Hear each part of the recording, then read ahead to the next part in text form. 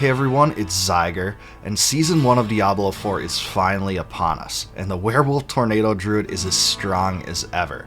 In fact, it's even stronger than it was before because of the Season 1 mechanic, and I'll get into why in a second. But I wanted to take this opportunity to bring you an all-encompassing build guide for the Werewolf Tornado Druid, sometimes known as the Wernado Druid.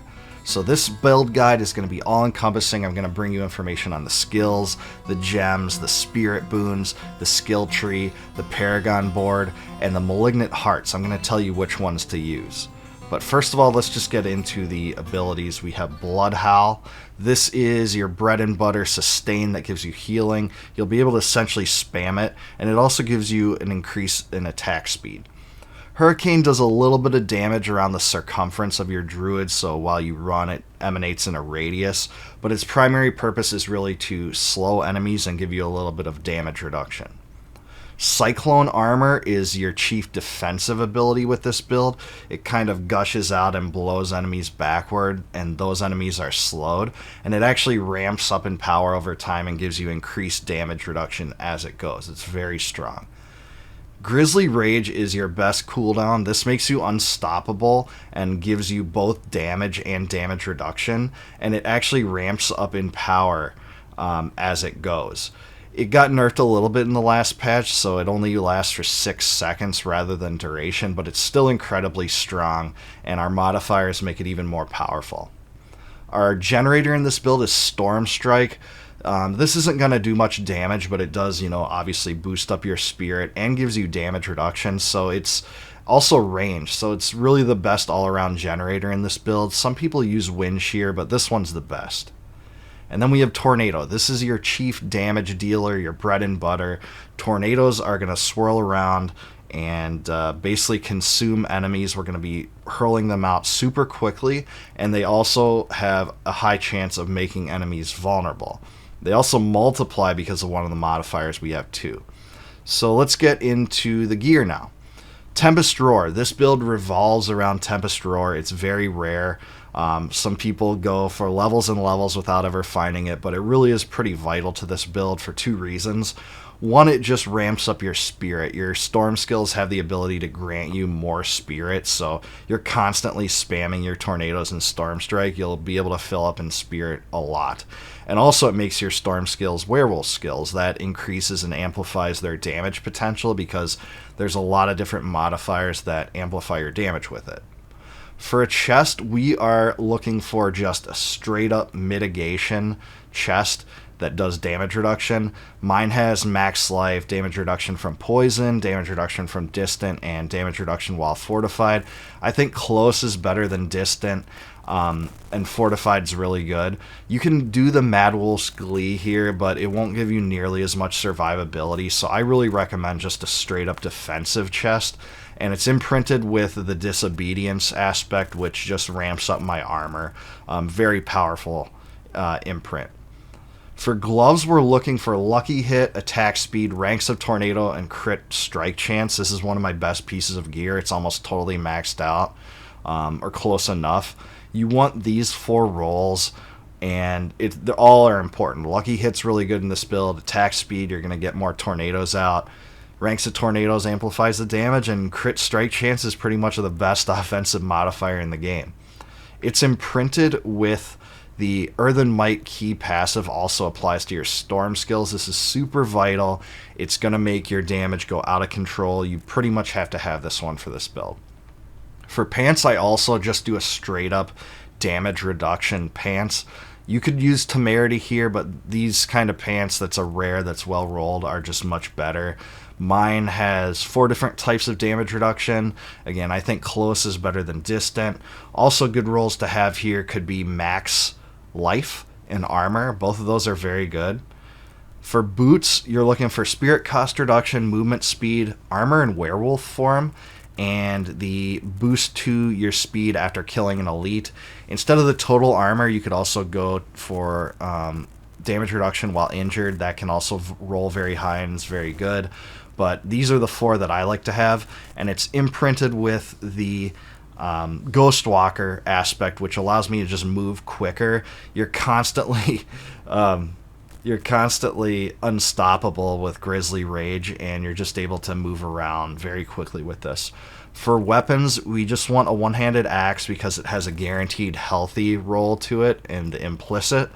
But the best rolls here, I don't have them, but it's probably willpower, crit strike chance, vulnerable damage, and maybe damage to poison enemies. The crit damage with werewolf skills is actually pretty good too, and we have it imprinted with Storm Chasers, and Storm Chasers is super vital. You want to max Storm Chaser, so the one where the tornado seeks 3. If you have 2 or 1, it's not as good. Use it if you have it, but you definitely want a 3 here. For the focus is our offhand. This is one where the 4 rolls I have are the 4 rolls we want. This is not a high item level. I would love to have this item if it was closer to 820, but these rolls are important. Damage reduction while poison, cooldown, crit strike chance, and lucky hit chance, all 4 really good abilities. And then the Grizzly Rage imprint that we have, the Rampaging Werebeast, is super good, extending the duration of Grizzly Rage and giving you more damage. It's fantastic. For the Amulet, and Venom is really important here. It's going to give you a lot of crit strike damage and cooldown. Those are probably the 2 most important abilities to have here. I have 2 damage reduction here, but there's other choices you can go with. Movement speed's really good. Spirit cost reduction's really good. Damage is really good, just straight damage, straight willpower. There's a lot of good choices here, but mine's more of a damage reduction one, and it's imprinted with the Dire Wolf imprint, which is still possibly one of the best aspects in the game. It shapeshifts you into a dire werewolf, and that gives you movement speed increase, and you get a little bit of heal and spirit cost reduction. It's fantastic. For rings, the best rolls are actually on this one, I believe. Yes, you want life, lucky hit chance, vulnerable damage, and crit strike chance. Those are the best 4 to have on both your rings. This ring is not quite as good because I have resource generation on it instead of life, and this one is just not rolled quite as good. But the 2 imprints you want is retaliation, which just gives you more damage the more fortify you have, and then this one is the accelerating one, which gives you more attack speed. So those are really great. That's what we're gonna say for gear. For gems, let's talk about that for a second. For gems in the armor, we want them to be blue. It just gives you damage reduction while fortified. In this build, you'll be fortified a lot, pretty much all the time, and these essentially begin to outweigh the bonus you get from red gems earlier in the game. But if you're leveling this up, red gems are probably better at first. In the weapons, we want green. Just gives you more critical strike damage because you're going to be making all enemies vulnerable essentially. And that's pretty much it. Normally you would want skulls in the jewelry, but this is the Malignant Hearts season. We'll talk about those in a second. First, I'm going to talk about Spirit Boons. So Spirit Boons, under this one, for the first one, you want to get Wariness. Just reduces damage that elites do to you. For the Eagle, you want to have the Avian Wrath. Just gives you more critical strike damage. If you want survivability, you could go with Iron Feather too, but I like this one. For this one, you want to have Calamity. And in the last one, you want 2. You want both Masochistic and Calm Before the Storm. So Calm Before the Storm is going to give you more healing and sustain. Or I'm sorry, Masochistic's going to give you more healing and sustain, and Calm Before the Storm gives you the chance to have the cooldown of Grizzly Rage reduced. This is fantastic. Alright, let's go into the skill tree. Skill tree real quick here. Skill tree, we have Storm Strike upgraded only to the first level to enhance Storm Strike. Then on the core skills, we of course have Tornado maxed out up to Raging Tornado. We're also taking 1 Heart of the Wild to get to 3 Wild Impulses, just gives you more damage. We have Predatory Instinct to give you more close damage, to Digitigrade Gate, and it just gives you more movement speed. Very good for utility. Bloodhow, we have that upgraded up to Preserving Bloodhow. Talked about that already. Cyclone Armor, that goes to Preserving Cyclone Armor.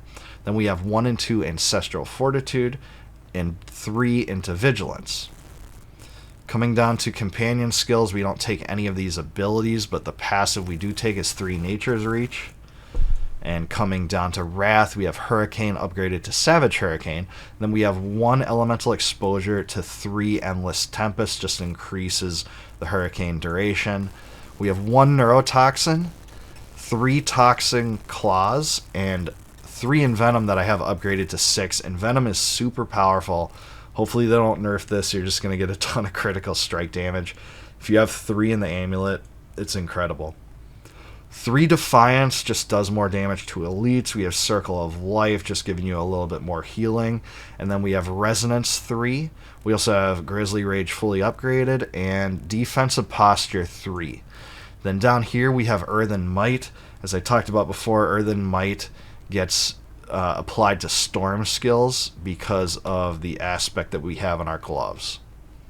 Let's go to Paragon Board, and for the Paragon Board, I'm not going to go into every single node, but there is a build link in the description below. Click on that if you want to see specifics regarding the Paragon Board and the gear and everything, but I'm just going to go over the glyphs I'm using and the general setup here. So the first one we have is Werewolf. Just going to give you a ton more damage here.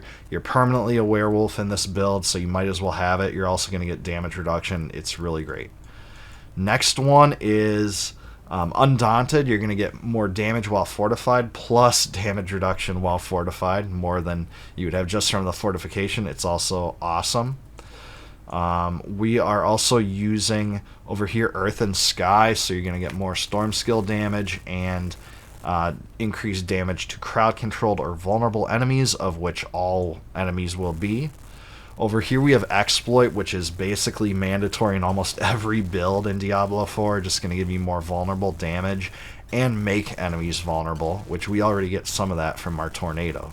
But the last one here is Spirit, more critical strike damage. It's great as well, and you're going to just increase the damage that the enemies take.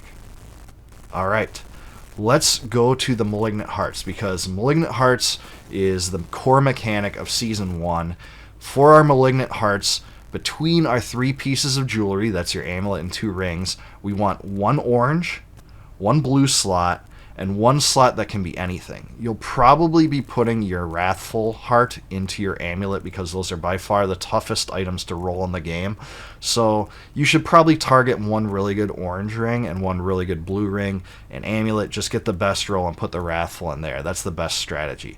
But the ones we're going to use are, first of all, with the Wrathful Heart, we are going to use the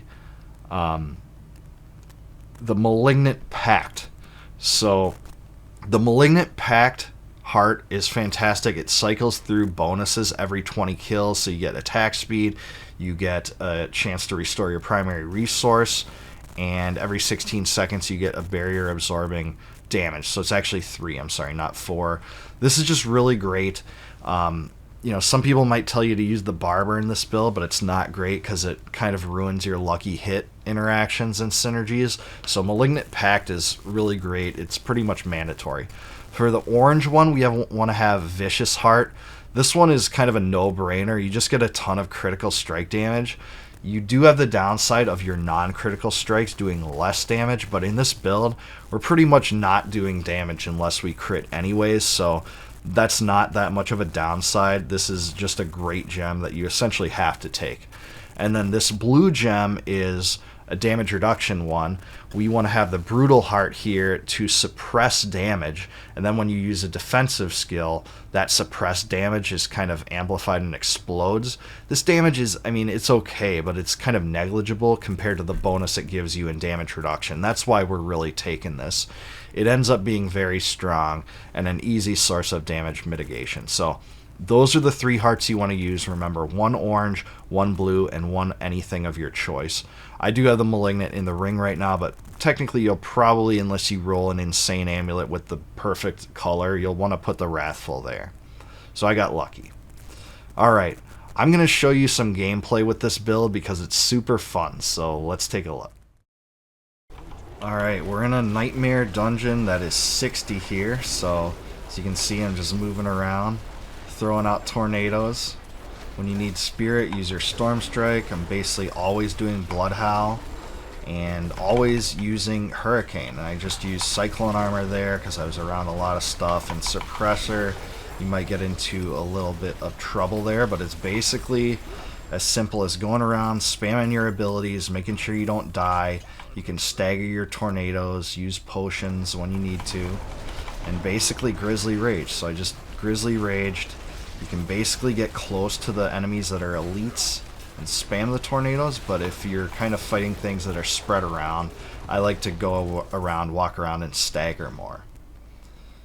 So this is a guide that does very good AoE and single target. Right here I'm up to a Suppressor again. I Cyclone Armor. Basically I have the ability to throw tornadoes into the open area there. Did Grizzly Rage again, and I'm just going to spam more tornadoes here. So that's basically the guide for clearing. Now let me show you the guide for bosses. Alright, let's do the boss here. We're going to Grizzly Rage and basically just unleash tornadoes. And you're just going to suck down the boss's life. This is a Paragon, or a Nightmare Dungeon 60. This build can definitely do up to a Nightmare 100. It's also probably one of the best guides or builds to do Uber Lilith, and it's probably one of the strongest overall builds in the game. So I hope you like this build video.